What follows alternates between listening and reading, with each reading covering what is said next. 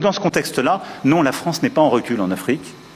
Elle est simplement lucide, elle se réorganise. Je dis ça parce que quand je lis une bonne partie de notre presse et beaucoup de commentaires, les gens, regardant avec les lunettes d'hier, disent c'est terrible, l'Afrique, on est en train de disparaître. Non, on a choisi de bouger en Afrique. On a choisi de bouger parce qu'il fallait bouger. On a regardé notre relation passée, mémorielle, culturelle, on la factualise, on l'assume, on se dit la vérité.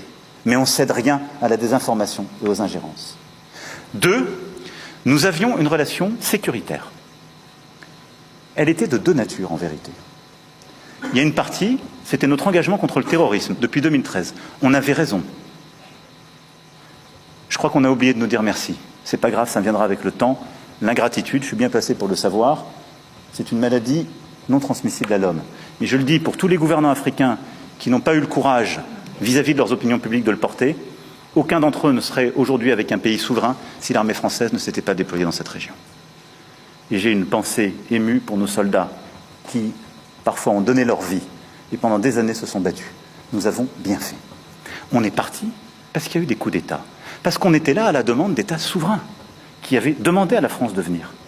À partir du moment où il y a eu des coups d'État, où les gens ont dit « notre priorité, c'est plus la lutte contre le terrorisme, c'est ceci ou cela qu'importe », la France n'y avait plus sa place.